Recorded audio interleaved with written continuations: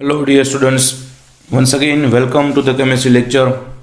આપણે લોકો ધોરણ 12 એમાં ચેપ્ટર નંબર 4 એટલે કે રાસાયણિક ગતિકી કેમિકલ કાઇનેટિક્સ કરી રહ્યા છીએ. એમાં આજે આપણે સ્વાધ્યાય સોલ્વ કરવાનું છે.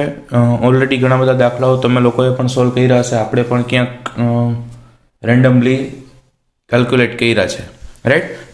તો ચલો આગળ વધીએ આપણે સ્વાધ્યાયમાં. સ્ક્રીન પર તમને દેખાય છે ક્વેશ્ચન નંબર 1. નીચેની પ્રક્રિયાઓ માટે વેગ અભિવ્યક્તિ પરથી તેમના પ્રક્રિયા ક્રમ અને વેગ અચળાંકના પરિમાણ નક્કી કરો. પરિમાણ એટલે એકમ. ટૂંકમાં આપણને જુદી જુદી 4 પ્રક્રિયાઓ આપી છે અને વેગના સમીકરણ આપી દીધા છે, એટલે કે વેગ અભિવ્યક્તિ આપી છે. તો પ્રક્રિયા ક્રમ નક્કી કરવાનો છે અને એના વેગ અચળાંકનો એકમ નક્કી કરવાનો છે, રાઈટ? 1 બાય 1 જોતા જઈએ. તો અહીંયા આપેલ પ્રક્રિયા 3NO એમાંથી N2O, પહેલી પ્રક્રિયા આપી છે 3NO, એમાંથી N2O. ઓકે, એનો પ્રક્રિયા વેગનું સમીકરણ આપણને આપી દીધું છે K ઇન્ટુ NO⁻². તો ચોખ્ખી વાત છે, પ્રક્રિયા ક્રમ શું થશે? તો કે જે ઘાતનો સરવાળો કરી નાખવાનો. વેગની રજૂઆતમાં જે પ્રક્રિયકોની સાંદ્રતા હોય એમની જે ઘાત હોય એ બધાનો ટોટલ કરવાનો. આમાં તો એક જ પ્રક્રિયક છે એટલે કંઈ ટોટલ કરવાની જરૂર નહીં, એટલે ડાયરેક્ટ આન્સર આવી જશે 2. ઘાત 2 છે એટલે 2. હવે બીજું ગોતવાનું છે વેગ અચળાંકનું પરિમાણ. વેગ અચળાંકનું પરિમાણ ગોતવાનું છે એટલે કે એનો એકમ ગોતવાનો છે. તો ફરી પાછું એકવાર વેગનું સમીકરણ આપણે લખ્યું, વેગ બરાબર K ઇન્ટુ NO⁻². ઓકે, હવે એમાંથી K ને હું કરતા બનાવી દઉં તો શું થઈ જશે? તો કે K ને કરતા બનાવી દઉં એટલે વેગના છેદમાં NO⁻² થઈ જાય.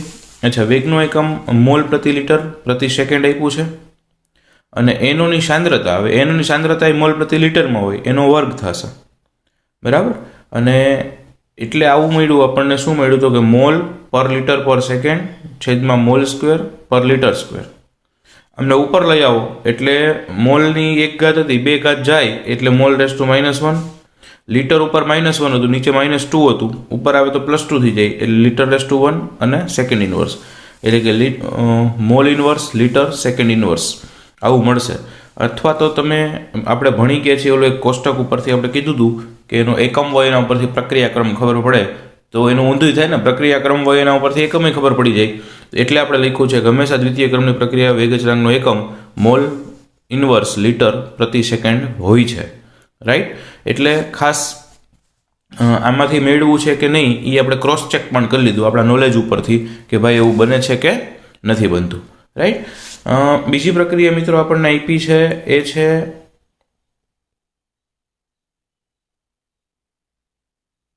H2O2 પ્લસ 3I માઇનસ, એમાંથી 2H2O પ્લસ I3 માઇનસ.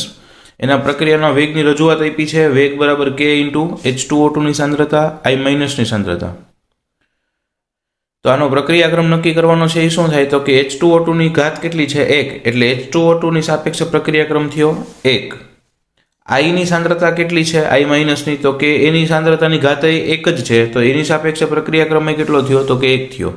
એટલે કે H2O2 ની સાપેક્ષે પ્રક્રિયાક્રમ 1 અને I માઇનસની સાપેક્ષે પ્રક્રિયાક્રમ 1. તો કુલ પ્રક્રિયાક્રમ કેટલો થયો અથવા એકંદર પ્રક્રિયાક્રમ કેટલો થયો? તો કે 1 + 1 = 2, રાઈટ? એટલે કુલ પ્રક્રિયાક્રમ 2 થશે. વેગ અચળાંકનું પરિમાણ તો કે ઉપર આવ્યું તો એવું જ આવશે, પણ છતાંય તમારે ગોતવું હોય તો પ્રક્રિયા વેગ બરાબર K into H2O2 into I minus, એમાંથી K ને કરતા બનાવી દઉં એટલે વેગના છેદમાં H2O2 ની સાંદ્રતા I માઇનસની સાંદ્રતા. વેગનો એકમ શું હોય? તો કે મોલ પર લિટર પર સેકન્ડ, એ ફિક્સ હોય. H2O2 ની સાંદ્રતા છેદમાં એટલે મોલ પ્રતિ લિટર, I માઇનસની સાંદ્રતા એટલે ફરી પાછા મોલ પ્રતિ લિટર. અહીંયા ભૂલ છે, સોરી, ઓકે, અહીંયા એક ભૂલ છે, અહીંયા લિટર આવશે, અહીંયા આવશે મોલ ઇન્ટુ લિટર ઇનવર્સ. જે બાજુમાં આવ્યું હોય મોલ પ્રતિ લિટર જ હોય ને એકમ, આની બદલે આ આવશે, રાઈટ? એને ઉપર લઈ જાઓ એટલે ફરી પાછું વધશે શું? તો કે મોલ ઇનવર્સ લિટર પ્રતિ સેકન્ડ. અને આમે દ્વિતીય ક્રમની પ્રક્રિયા હોય એટલે એમનો એકમ ઈ જ થાય. ફાઇન, ચલો ત્રીજી પ્રક્રિયા આપણને આપી છે એના વિશે આપણે થોડીક ચર્ચા કરી લઈએ. તો ત્રીજી પ્રક્રિયા આપણને આપી છે CH3CHO, એમાંથી CH4 અને કાર્બન મોનોક્સાઇડ. આ પ્રક્રિયાના વેગનું આપણને રજૂઆત આપી દીધી છે, વેગ બરાબર K ઇન્ટુ CH3CHO ની 3/2 ઘાત. અને પ્રક્રિયાનો ક્રમ કેટલો થાય તો કે જે ઘાત હોય એ જ એમનો પ્રક્રિયાક્રમ થાય. એટલે પ્રક્રિયાક્રમ થશે 3/2 અથવા તો 1.5 બે લખી શકો તમે, રાઈટ. વેગનું પરિમાણ એટલે કે વેગનો એકમ ગોતવો છે. તો ફરી પાછું કેનું પરિમાણ ડાયરેક્ટ આપણે કરતા બનાવી દીધો, અથવા જે ઉપર લખ્યું છે આના ઉપરથી આ જે આપ્યું છે એના ઉપરથી તમે કેને કરતા બનાવો, બરાબર. તો કે એટલે વેગનું પરિમાણ છેદમાં CH3CHO રેસ ટુ 3/2. વેગનું પરિમાણ હમણાં ચર્ચા કરી, મોલ પર લિટર પર સેકન્ડ ફિક્સ જ હોય. CH3CHO એટલે મોલ પ્રતિ લિટર એની 3/2 ઘાત, એમને અંશમાં લઈ આવો અને સાદું રૂપ આપો એટલે વધશે mall raise to -1/2 litre raise to 1/2 પ્રતિ સેકન્ડ, રાઈટ. તો આ થઈ ગયો ત્રીજો ક્વેશ્ચન. ચોથામાં પણ આપણને સેમ એક પ્રક્રિયા આપી છે અને એના વિશેની આપણે ચર્ચા કરવાની છે. એમાં પ્રક્રિયા આપણને આપી છે C2H5Cl એમાંથી C2H4 પ્લસ HCl, અને વેગની રજૂઆત આપી છે K ઇન્ટુ C2H5Cl. ચોખ્ખી વચ્ચે પ્રક્રિયાનો ક્રમ કેટલો થાય તો કે જેટલી ઘાત હોય એટલી. તો અહીંયા વેગની રજૂઆતમાં એટલે કે આ સમીકરણમાં પ્રક્રિયકની સાંદ્રતાની ઘાત કેટલી છે તો કે 1 ઘાત છે. તો પ્રક્રિયા ક્રમ કેટલો આવશે તો કે 1 આવશે, રાઈટ. હવે કેનું પરિમાણ એટલે કેને કરતા બનાવી દો એટલે વેગને છેદમાં C2H5Cl ની સાંદ્રતા. વેગનું પરિમાણ છે મોલ પ્રતિ લિટર પ્રતિ સેકન્ડ અને C2H5 ની સાંદ્રતા આવે મોલ પ્રતિ લિટર. મોલ પ્રતિ લિટર ઉપર નીચેથી ઉડી જાય તો ખાલી વધશે શું તો કે સેકન્ડ ઇનવર્સ. એમને અમે ખબર પડી જાય, આપણે આગળ જે પેલું એક કોષ્ટક સ્વરૂપે ભણ્યા હતા એના ઉપરથી પણ ખબર પડી જાય કે પ્રથમ ક્રમની પ્રક્રિયા છે. કારણ કે અહીંયા તમે જોઈ શકો છો કે આપણને પ્રક્રિયાક્રમ કેટલો મળ્યો છે તો કે 1 મળ્યો છે, અને પ્રક્રિયાક્રમ 1 હોય તો એનો એકમ સમય ઇન્વર્સ જ હોય, અને સમય સેકન્ડમાં લીધો છે તો સેકન્ડ ઇન્વર્સ એનો એકમ મળે. ફાઇન. તો અહીંયા પહેલો પ્રશ્ન કર્યો સ્વાધ્યાયનો, એમાં પેટા 4 પ્રશ્નો હતા. 4 પ્રક્રિયા સમીકરણ આપ્યા હતા અને વેગની રજૂઆત આપી હતી. એના ઉપરથી એક પ્રક્રિયાક્રમ નક્કી કર્યો અને એક એમનો એકમ નક્કી કર્યો. ફાઇન.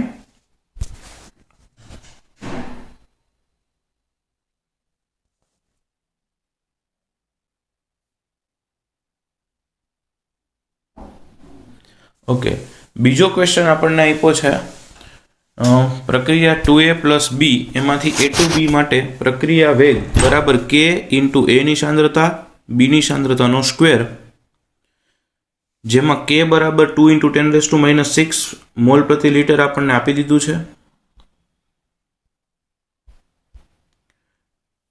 પ્રારંભિક વેગ ગણવાનો છે. એની સાંદ્રતા આપી છે 0.1, બીની સાંદ્રતા આપી છે 0.2 અને એની સાંદ્રતા ઘટીને પછી કેટલી થઈ જાય છે તો કે 0.06 થઈ જાય છે. તો પછી પ્રક્રિયાનો વેગ શોધવાનો છે. હવે સૌથી પહેલા આપણને એક પ્રક્રિયા આપી છે 2A પ્લસ બી એમાંથી A ટુ બી. એના માટે વેગ સમીકરણ K ઇન્ટુ એની સાંદ્રતા બીની સાંદ્રતાની 2 ઘાત. કે કેમ ખબર પડી તો કે એ આઈપી છે. જો વેગ રજૂઆત આપણે નક્કી કરી શકીએ નહીં, પ્રાયોગિક રીતે જ નક્કી થાય. ફરી એકવાર યાદ કરાવી દો. અને સાથે કેની વેલ્યુ આપી છે 2 × 10⁻⁶. આ ડેટા આપ્યો છે એ આપણે લખો. ઓકે, પ્રારંભમાં વેગ R1 કર્યું છે કારણ કે આપણને એવું કીધું છે પ્રારંભિક વેગ ગણવાનો છે અને પછી એની સાંદ્રતા ઘટીને આટલી થઈ જાય ત્યારનો વેગ, એટલે 2 વાર વેગ ગોતવાનો છે. તો હું પ્રારંભનો વેગ એટલે પહેલો વેગ ગોતવાની શરૂઆત કરું છું. તો પહેલા વેગ માટે આપણને કયો ડેટા આપ્યો છે ભાઈ તો કે એને હું R1 કહી દઉં છું. એની સાંદ્રતા 0.1 આપી છે, બીની સાંદ્રતા 0.2 આપી છે, બરાબર. તો વેગનું સમીકરણ શું છે તો કે વેગનું સમીકરણ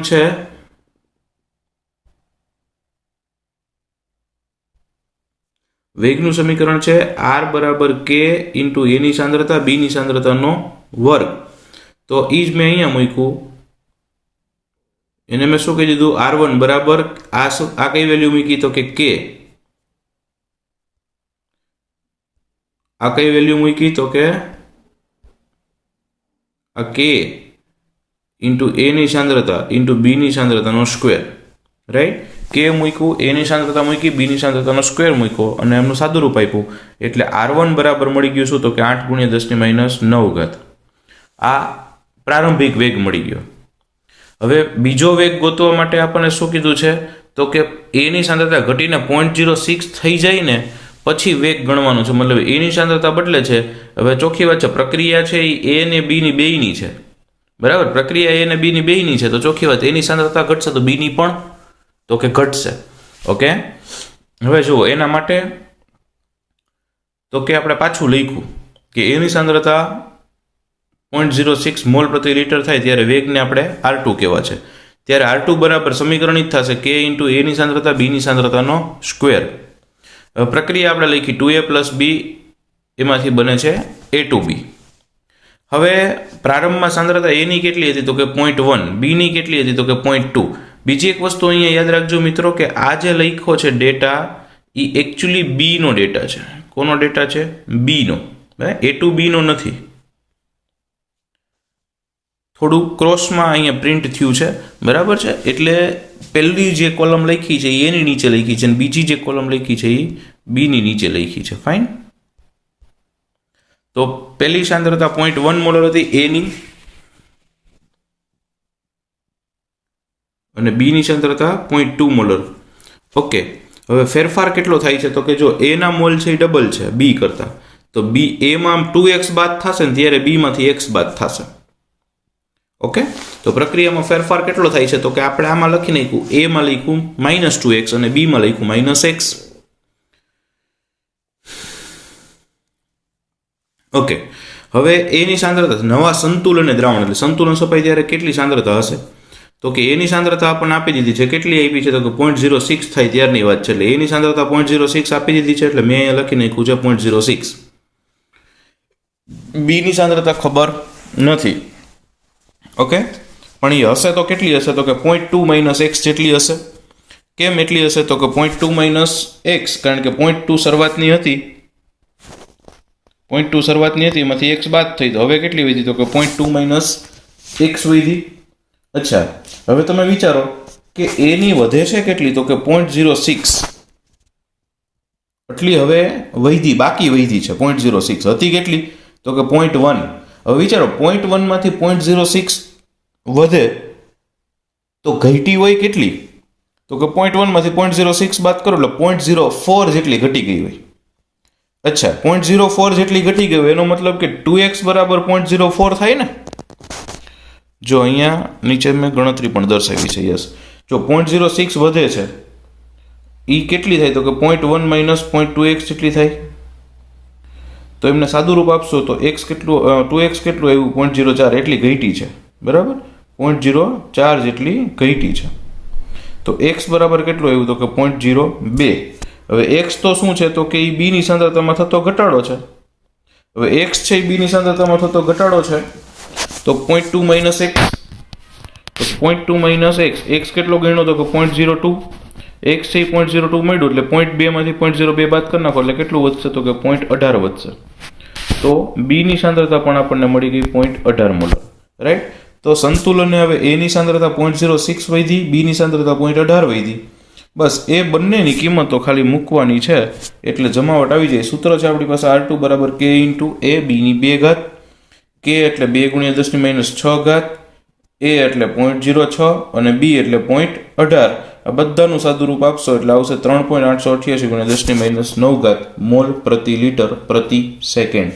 આ એકમ ઉપરથી ખબર પડી જાય પ્રક્રિયાક્રમ કેટલો હોવો જોઈએ, મોલ પ્રતિ લિટર પ્રતિ સેકન્ડ છે તેના ઉપરથી તમને એ પણ ખબર પડે. રાઈટ. પણ એ કંઈ અત્યારે આપણે ચર્ચા કરવાની નથી. ફરી એકવાર કહું, આમાં બેઝિકલી કર્યું શું તો કે સર કાંઈ કર્યું નથી. બેઝિકલી કર્યું શું તો કે એક પ્રક્રિયા આપી હતી, એના માટે આપણે એનું વેગ સમીકરણ જે હતું એમાં કિંમતો મૂકી એટલે પ્રારંભિક વેગ મળી ગયો. પછી બીજો વેગ ગણવા માટે ખાલી આપણને શું આપ્યું હતું તો કે ખાલી આપણને 0.06 આપ્યા હતા. એના ઉપરથી આપણે એક્સની કિંમત ગોતી આવ્યા. એ એક્સની કિંમત અહીંયા મૂકી એટલે આપણને આ 0.2 - x મળ્યા. એ કેટલા મળ્યા તો કે 0.18 મળ્યા. 0.6 અને 0.18 બંને કિંમતો આવી ગઈ. બસ આમાં કિંમત મૂકી, સાદું રૂપ આપ્યું, જવાબ આવ્યો. રાઈટ.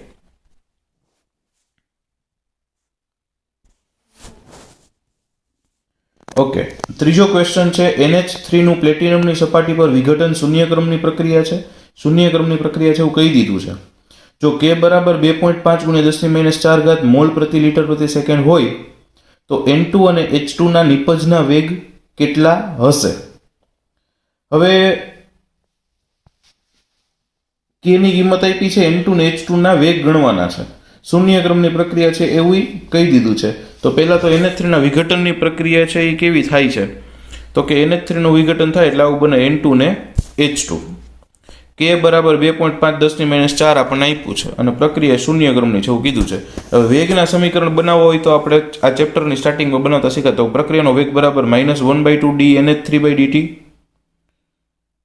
N2 ની સાપેક્ષમાં લખ્યું હોય તો પ્લસ dN2/dt અને H2 ની સાપેક્ષમાં લખ્યું હોય તો +1/3 dH2/dt આવું છે. હવે પ્રક્રિયા શૂન્ય ક્રમની છે તો N2 બનાવવાનો વેગ કેટલો હોય તો કે dN2 ની 0 ઘાતના છેદમાં dt બરાબર K.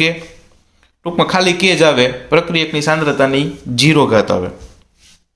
હવે K ની કિંમત આપણને શું આપી દીધી તો કે 2.5 × 10 - 4 તો એ જ એનો વેગ આવશે. અને H2 બનાવવાનો વેગ કેટલો આવે તો કે 1/3 dH2/dt આપણે જે સમીકરણ લખ્યું છે એ પ્રમાણે બરાબર K બરાબર તો એકચ્યુઅલી dH2/dt તો ઠીક છે K બરાબર 2.4 10 - 4 ઘાત તો dH2/dt કેટલા આવે તો કે dH2/dt એટલે જે તગડો છેદમાં છે એ ક્યાં હોય જાય તો કે સામે અંશમાં એટલે 2.5 10 - 4 એને ગુણ્યા 3. કેમ એવું આવ્યું તો કે અહીંયા ભાઈ આ છેદમાં 1/3 હતા એ ઉડીને ક્યાં આવી જાય તો કે સામે આવી જાય એટલે K ના ગુણાકારમાં આવે રાઈટ. તો અહીંયા K ના ગુણાકારમાં આવ્યા અને એમનો ગુણાકાર કર્યો એટલે જવાબ આવ્યો 7.5 × 10 - 4 મોલ પ્રતિ લિટર પ્રતિ સેકન્ડ. ઓકે, કંઈ કર્યું નથી. dN2 આ જે આખા સમીકરણ આવ્યા હતા એમાં પહેલાં એકવાર N2 ની કિંમત મૂકી અને પછી એકવાર H2 ની મૂકી. હવે N2 માં છેદમાં કાંઈ નહોતું એટલે જે K ની કિંમત હતી એ જવાબ રહ્યો ઓડા અને H2 માં છેદમાં 3 હતા એ સામે વહી ગયા એટલે 3 ગુણાઈ ગયા એટલે એને ગુણ્યા 3 થઈ ગયા રાઈટ. તો એકદમ ઇઝી ક્વેશ્ચન.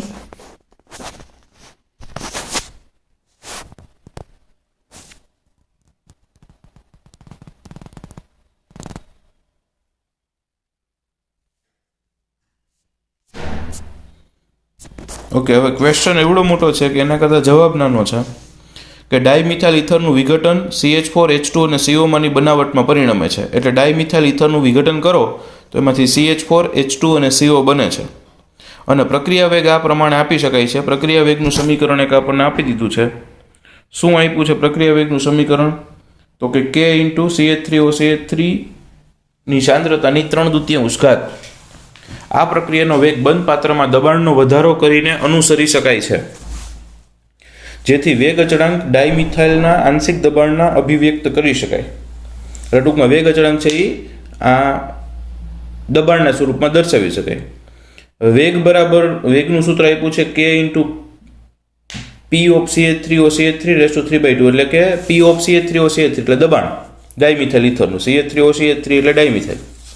જો દબાણ બાર અને સમય મિનિટમાં આપવામાં આવે તો વેગ અને વેગ અચળાંકના એકમો શું થશે? વેગનો એકમ ગોતવાનો છે અને વેગ એકમનો ગોતવાનો છે, વેગ અચળાંકનો સોરી.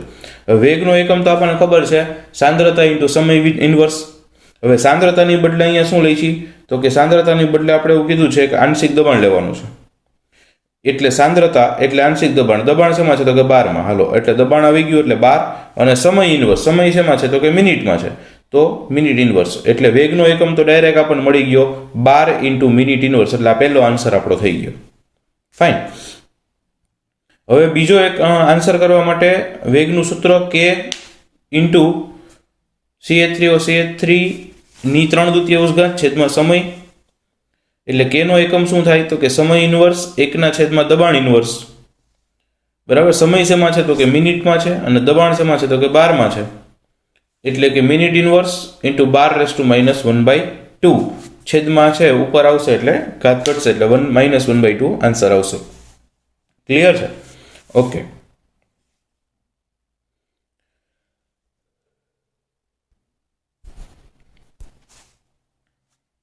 ઓકે, આ થિયરિટિકલ ક્વેશ્ચન છે.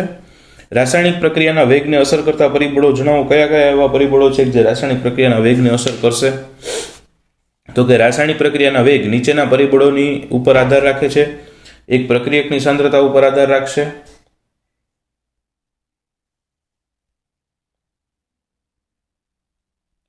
એક પ્રક્રિયકની સાંદ્રતા ઉપર આધાર રાખશે, એક નિપજની સાંદ્રતા ઉપર આધાર રાખશે, એક તાપમાન ઉપર આધાર રાખશે, એક ઉદ્દીપક ઉપર આધાર રાખશે, પ્રક્રિયક અને નિપજોના સ્વભાવ અથવા તો પ્રકૃતિ ઉપર આધાર રાખશે અને સપાટીનું ક્ષેત્રફળ. આ 6 પરિબળો ઉપર આધાર રાખશે. રાઈટ? આ એકચ્યુઅલી આમ જૂની ટેક્સ્ટબુકમાં આ પરિબળો સમજાવવાના આવતા હતા, અત્યારે નવા સિલેબસમાંથી રિમૂવ કર્યું છે. એટલે આપણી જાણકારી માટે ખબર હોવી જોઈએ કે રાસાયણિક પ્રક્રિયાના વેગને અસર કરતા પરિબળો પ્રક્રિયકની સાંદ્રતા, નિપજની સાંદ્રતા, તાપમાન, ઉદ્દીપક, પ્રક્રિયક અને નિપજનો સ્વભાવ અથવા તો પ્રકૃતિ અને સપાટીનું ક્ષેત્રફળ.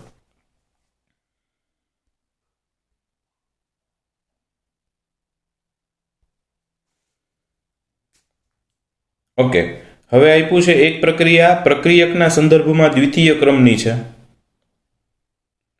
પ્રક્રિયાનો વેગ કેવી રીતે અસર પામશે? એક પ્રશ્ન. બીજો પ્રશ્ન, જો પ્રક્રિયકની સાંદ્રતા બમણી કરવામાં આવે અને બીજું અડધી કરવામાં આવે. ટૂંકમાં આપણને બે પેલું આપ્યું છે કે એક, જો પ્રક્રિયકની સાંદ્રતા બમણી કરવામાં આવે તો પ્રક્રિયાના વેગને શું અસર થશે, અને બીજું, જો પ્રક્રિયકની સાંદ્રતા અડધી કરવામાં આવે તો શું અસર થશે. ઓકે, હવે દ્વિતીય ક્રમની પ્રક્રિયામાં પ્રક્રિયકની સાંદ્રતા બમણી કરાય તો વેગ આર ઉપર થતી અસર શું છે? તો કે માની લો પ્રક્રિયા આર થી પી છે એવી આપણને ખબર છે, અને પ્રક્રિયા દ્વિતીય ક્રમની હોય તો આપણે એના વેગનું સમીકરણ આવું બનાવી શકીએ, R1 બરાબર K ઇન્ટુ આર એટલે પ્રક્રિયકની સાંદ્રતા એનો વર્ગ અથવા 2 ઘાત. એ કેમ લખી શક્યા? તો કે એ તો અમે કહેતા હતા ને માત્ર પ્રાયોગિક રીતે જ લખી શકાય. તો કે વાત સાચી છે, પ્રાયોગિક રીતે જ લખી શકાય, પણ અહીંયા આપણને કહી દીધું છે કે સાંદ્રતા દ્વિતીય ક્રમની પ્રક્રિયા છે, પ્રક્રિયક ખાલી આપણે આર જ ધાર્યો છે તો એની 2 ઘાત જ હોય. ઓકે, એટલે આ એક આપણે સમીકરણ અત્યારે બનાવીએ છીએ. ઓકે, હવે પ્રક્રિયક આરની સાંદ્રતા બમણી કરવાથી વેગ R2 થાય છે. પહેલા આપણે એને વેગ R1 કીધો તો હવે બમણી કરીએ તો વેગ R2 થાય છે. તો R2 શું થાય? તો કે R2 બરાબર K ઇન્ટુ આરની જે 2 ઘાત હતી એની બદલે ન્યા શું લખી શકાશે? તો કે ન્યા લખી શકાશે 2R, અને 2 નો વર્ગ કેટલો થશે? તો કે 4, એટલે વધ્યું 4K અને R નો વર્ગ. ઓકે, તો કેટલા ગણી થઈ? તો કે જો વેગ R1 હતો એના કરતા R2 કેટલા ગણી થઈ? તો કે R1 કરતા R2 4 ગણી થઈ ગઈ. કેમ ખબર પડી? તો કે અહીંયા ખાલી તમે જોવા જાવ ને તો કે K ઇન્ટુ આર નો વર્ગ જ હતું, અહીંયા 4 ઇન્ટુ K ઇન્ટુ આર નો વર્ગ છે એટલે 4 ગણી થઈ ગઈ.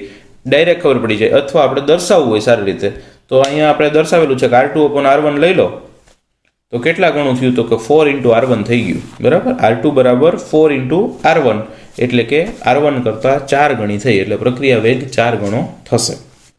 આ પહેલું થયું. બીજું હતું દ્વિતીય ક્રમની પ્રક્રિયકની સાંદ્રતા અડધી કરીએ તો શું વધશે? ઓકે, તો એમાં પણ પ્રારંભિક વેગ તો આપણે R1 બરાબર K ઇન્ટુ આર ની 2 ઘાત લીધી હતી.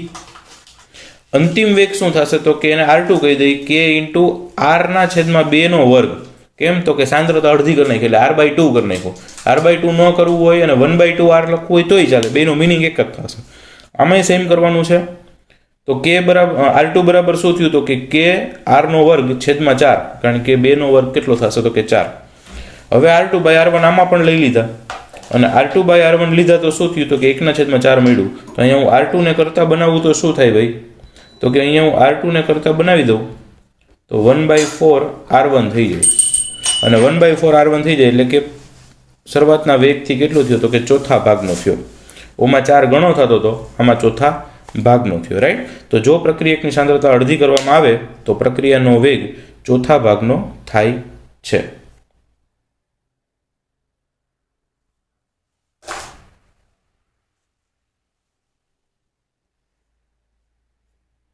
ઓકે, પછી છે પ્રક્રિયાના વેગ અચળાંક પર તાપમાનની શું અસર છે?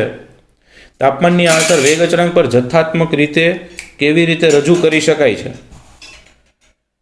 તો કે આ આપણે થિયરીમાં પોઈન્ટ આવ્યો હતો એ જ આપણને શોર્ટમાં પૂછ્યો છે. ઓકે, કે ભાઈ પ્રક્રિયા માટે 10°C તાપમાનનો વધારો કરો તો વેગ અચળાંક કેટલો થઈ જાય? તો કે બમણો થઈ જાય છે. અને એ અસર આપણને આરએનએસ સમીકરણ ઉપરથી મળે. આરએનએસ સમીકરણ છે K બરાબર A into E raise to minus EA upon RT. અને એમાં બધું શું છે એ કહી દીધું. તો કે એ આરએનએસ અવયવ છે અથવા આવૃત્તિ અવયવ છે અથવા પૂર્વ ઘાતાંક અવયવ છે. R વાયુ અચળાંક છે, E એ સક્રિયકરણ ઉર્જા છે, R વાયુ સોરી તો કહી દીધું, T તાપમાન છે, એ એક બાકી રહી છે કેવું હોય તો.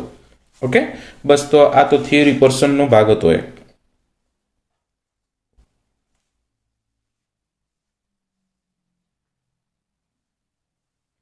ઓકે, પછીનો એક ક્વેશ્ચન છે 8મો. એસ્ટરના પાણીમાં જળ વિભાજનની આભાસી પ્રથમ ક્રમની પ્રક્રિયામાં નીચેના પરિણામો મળ્યા છે.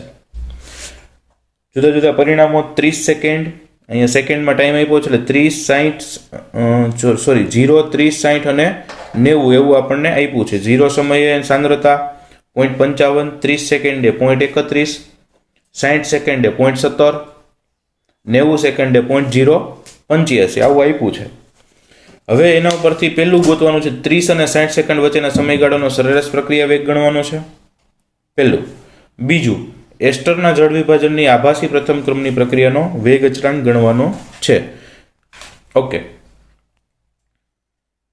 તો સૌથી પહેલા આપણે કર્યું 30 અને 60 સેકન્ડના સમયગાળાનો સરેરાશ પ્રક્રિયા વેગ ગણ્યો છે।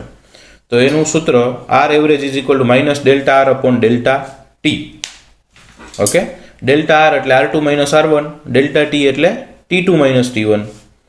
તો R 30 થી 60, અહીંયા R એવરેજ એટલે 30 થી 60 કીધું છે કારણ કે આપણને 30 અને 60 સેકન્ડ વચ્ચેનો ગોતવાનું કીધું છે। ઓકે, તો ત્યારની સાંદ્રતા આપણે કોષ્ટક ઉપર આપ્યું છે એના પરથી જોઈ લઈએ। 30 એ સાંદ્રતા છે 0.31, 0 એ 0.55। ઓકે, બસ તો એ કિંમત આપણે સોરી 30 ને 60 કીધી છે। ઓકે, 30 એ 0.31 અને 60 એ 0.17, તો 0.17 માઇનસ 0.31 છેદમાં 60 માઇનસ 30 એટલે ડેલ્ટા ટી મળ્યો, એટલે 0.14 ના છેદમાં 30 એટલે કે 4.6667 ઇન્ટુ 10⁻³ મોલ પર લિટર પર સેકન્ડ। એટલે આ શું થયું મિત્રો? તો કે 30 થી 60 સેકન્ડ સમય વચ્ચેનો એવરેજ વેગ। હવે આભાસી પ્રથમ ક્રમની પ્રક્રિયા માટે વેગ અચળાંકની ગણતરી કરવી છે।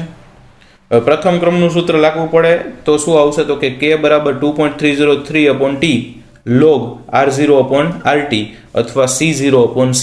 C0 અપોન C એટલે R0 અપોન RT થયું, રાઈટ? C0 એટલે શરૂઆતની સાંદ્રતા મતલબ R0 અને C એટલે T સમયની સાંદ્રતા, એને આપણે RT પણ કહી શકીએ। ઓકે, તો પહેલા માની લો કે આપણે 30 સેકન્ડ માટે લઈએ તો 30 સેકન્ડ માટે ગણીએ તો એનો શરૂઆતનો વેગ સાંદ્રતા 0.55 હોય અને અંતિમ લઈએ 0.31। કિંમતો મૂકી એટલે 2.30 કેવડો ગાળો થયો તો કે 0 થી 30 એટલે અહીંયા 30 શરૂઆતની સાંદ્રતા 0.55, અંતિમ સાંદ્રતા 0.31, 30 સેકન્ડ માટે અંતિમ સાંદ્રતા છે, બરાબર? એ બધાનું સાદુરૂપ આપીએ એટલે 2.303 અપોન 30 લોગ સમથિંગ, એમનો લોગ આવશે 0.249 અને ગણતરી કરતા ફાઇનલ આન્સર આવશે 1.9115 ઇન્ટુ 10⁻² પર સેકન્ડ।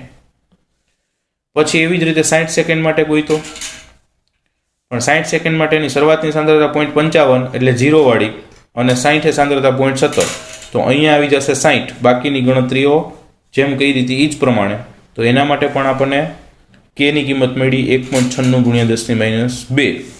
સેમ ત્રીજું કરવાનું છે 90 સેકન્ડ માટે, ત્યારે શરૂઆતની સાંદ્રતા તો 0.55 જ હોય, અંતિમ થઈ ગઈ 0.085 અને સમયગાળો થઈ ગયો 90નો। જો હું બોલું છું એની સાથે સાથે અહીંયા હાઇલાઇટ પણ થતો જાય છે વર્ડ, એટલે એના ઉપર પણ ખાસ ધ્યાન દેજો।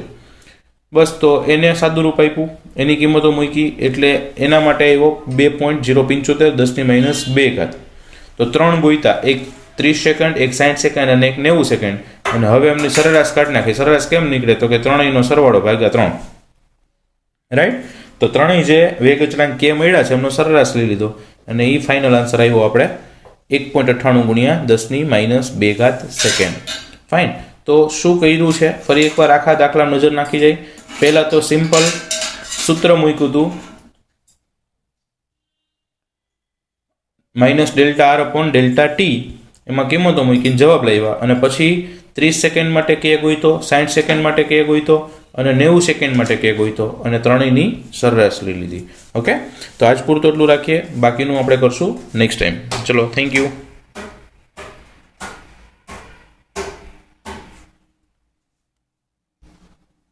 Thank you.